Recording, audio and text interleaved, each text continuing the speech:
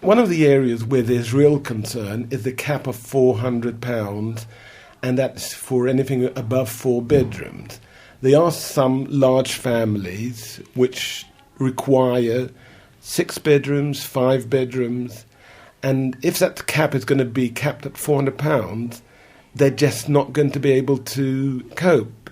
In the entire London borough of Hackney, there were 32 families above the highest rate of local housing allowance for 5-bedroom properties when it was first capped last year, and 30 of them were Haredi. When this new, more stringent cap comes in, even more families will have to squeeze in or move on. Families like that of Manny, whose name and voice have been changed because of the stigma associated with benefits in this tight-knit community. He works in a local Jewish organisation on a relatively low salary. I live in a 5-bedroom house and I've got 6 children. I live on a very low income. So that means without the housing benefit, I cannot pay the rent. The couple's 6 children is part of the reason they qualify for housing benefit, even though Manny works.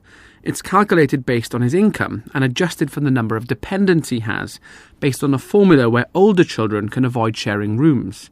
He ends up paying £80 of his weekly rent himself, with £420 paid by local housing allowance. I don't mind to make more money, but at the moment, as I'm receiving only a little wage every week, without this £420 from the government, I don't see any way living in a house. The reason that this place is so expensive, £500 a week, is because it has to be this size, even though it's in London, because you've got so many children.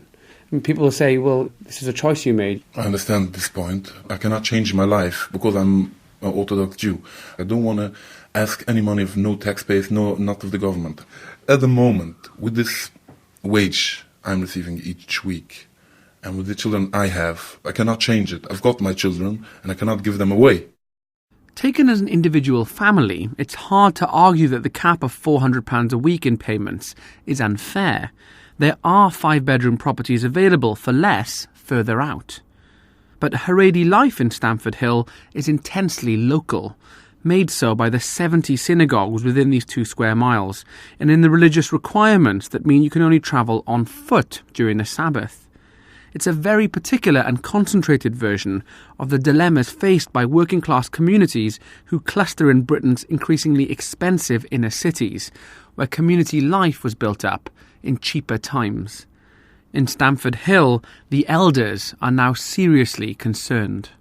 I'm Michael Posen, manager of Agudas Israel Community Services. We run a telephone advice line, a very busy one, which is on for 8-9 hours a week. And we get roughly 30-40 calls in the hour. And the community consists in the locality of around 3,000 to 4,000 families, of which I would say probably as much as half are receiving housing benefit.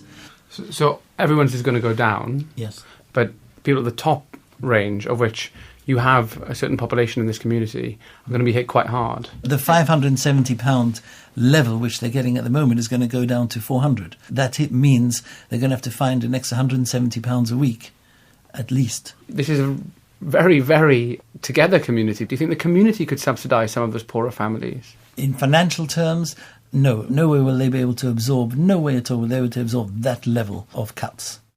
Last night in Stamford Hill, the community's leaders met to discuss what to do with so many families soon unable to afford their rent. But for all their concern, people here say they accept that there must be cuts and astutely avoid the politicians' language of Kosovo-style cleansing, as do critical scholars like Alex Fenton, a research associate at Cambridge University, who's crunched the numbers to predict what will happen to London now. It will be a gradual process, but the pressures will be extremely strong. And I think it will mean, firstly, looking at the work we've done, it will mean most of inner London will no longer be affordable to housing benefit claimants. That's not just because of the cuts, but because of the whole package of measures, and that will be amplified over time. And what we'll see is the areas that housing benefit claimants will be able to afford are quite clumped together, and there'll be very strong pressures which, over time, concentrate those low-income private tenants into those parts of the city. Alex, all this time we've been talking, we're sitting in your flat in Hackney, in East London, and it's a nice place, but Do you own this place? No, I rent this place and I share it with a few friends of mine. We've got 5 of us living here. But I'm, not quite as young as I used to be. It might be nice to own a house, but the prospects of that are really far out of reach, even on a reasonable income, which the university pays me. Well, on the other hand, people who are on housing benefits just up the road are living in 5-bedroom houses if they have large families. And that's subsidised by the taxpayer. So you can see that, if you can't afford to live here, why should they afford to be able to live here? On principle, everyone has a right to a decent house, and people who can't afford their own housing should be able to have government support for that, and that's a principle I strongly believe in. It's a good thing that the government is seeking to take a look at housing benefit. And I think there are very few people who would defend people living in 5-bedroom houses in Knightsbridge at enormous rents. What the government's trying to do is saying this would be a fair state of affairs, but has not really considered how it gets to that state of affairs whilst minimising the damage that's caused on the way.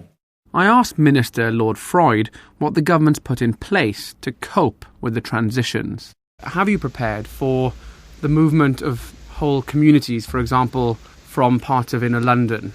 No, that's not going to happen. Well, we've been speaking to the Haredi Jewish community, for example, in Stamford Hill, who as a community feel that they're going to be hit quite hard by this. A very large proportion of people there are on housing benefit, sometimes in very large families.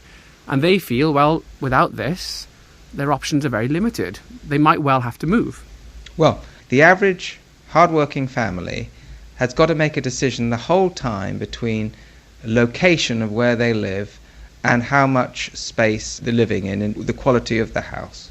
And it doesn't make sense for the taxpayer to see a different set of rules being run for people who are on benefit than the ones that they have to live on themselves. But you accept that actually, as a result of that, which may make sense to a lot of people, but the Haredi Jewish community will have to move, or perhaps they'll have to crowd into houses which are too small for them. Well, there are huge movements already, of course. There are more than 250,000 households move between inner London boroughs every year anyway. And but forgive me, this is something different. This is as a result of a policy, which may be the right policy, but have you planned through the demographic population shifts? We've put a very large amount of money behind the discretionary payments and transitional payments that local authorities can make. We're putting £140 million over the period behind that initiative to make sure that if there are problem areas, that transition can be managed. Back in Stamford Hill, acceptance of a different future has already begun to dawn. Rabbi Abraham Pinter is afraid that deprivation will now increase as Haredi families cram into fewer rooms rather than leave the area. But this is a self-sufficient kind of place, and Rabbi Pinter is prepared to face all possibilities. Everybody's talking about the big society. If you want to see the big society, come here. In any area you can think about, we have volunteers working in those areas. And that's what we want to retain. There's no question about it that the system needs to be reformed, but it needs to be done in a thought-out way and not to force people out of their communities. But can you realistically foresee the day when this very tight-knit Jewish community of inner London decides, well, look, we can't afford to keep many of our people here, we'll move to a cheaper area? In an organised way, that is the future. We should be looking to the future, and we need to have that sort of vision of moving into other areas, but not in a forced way. But if groups like the ultra-Orthodox Jewish community of Stamford Hill do somehow manage to move to cheaper places, where exactly will they move to? There are fewer cheap areas of London than there used to be, and in those that do remain, there are concerns about what will happen now. Out on the fringes of London, this is the borough of Barking and Dagenham, and it's a place where the sky is open, the air fresher, but the atmosphere bleak. Tower blocks mingle with row after row after row of semi-detached and terraced private housing. The for let signs testifying to the fact that already many people here live on housing benefit. And it's a place that was very recently in racial strife because housing became an issue. And yet, as people do leave central London, because the rents here are the cheapest in the city, this could be the place where they'll come. It's not something that's going to happen overnight, I don't think. You won't suddenly see a whole lot of people on a refugee trail walking along together looking for the new house. So it'll be a hidden steady trickle that could in the end be quite difficult for us to deal with, because a lot of them will have children with needs, health services, school places are already tight, they'll become tighter. So it brings with it a whole lot of problems for us. Phil Waker is a Labour councillor in Barking and Dagenham who says he's angry with the last government for not building enough social housing and with the coalition now because he fears a slow inflow of people from the rest of London. After all, housing is already a very sore issue around here. The idea of outsiders getting it ahead of locals was exploited by the far-right British National Party back in 2006. And although they've now lost their council seats here, the area's been dubbed the race-hate capital of Britain by the tabloid press, partly because of the deep-seated rivalries over who gets council homes. I think if we find a greater problem for people in terms of getting housing, a lot of people will tend to blame those around them, those who look different, and that does happen. But that's why we're going to do as much as we can to protect the population that's here, wherever they're from. Well, what do you mean by that? We're going to have to look at things like increasing the time that people have to live in an area before they qualify for being housed by the council. We're putting forward the time of 10 years at the moment. Raising the bar severely on who will get a council home is meant to reassure locals that if people like Mary from Westminster or the Haredi Jewish community of Stamford Hill do trickle in on housing benefit, they will not be allowed to get priority on other housing, thereby heading off the bad feeling that this area has seen so much of. If people don't get an answer to their problems from one source, they will turn somewhere to get that. It may not be the BNP, but it could be somebody. Well, at the same time, Barking and Dagenham is cheaper. You already are a place where people can live in London, commute to the city. What's wrong with people from very expensive areas where the taxpayer is going broke, keeping them in houses there, moving here? First of all, the availability may not be there for them.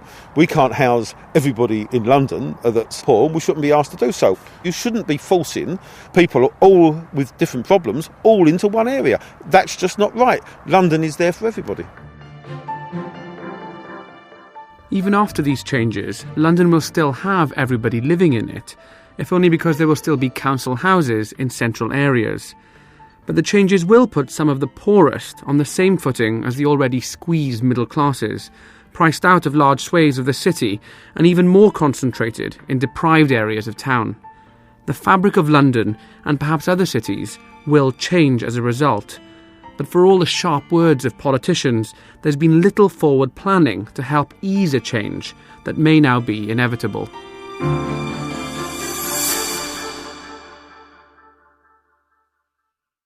The report was presented by me, Mukul Devachand, and produced by Smita Patel.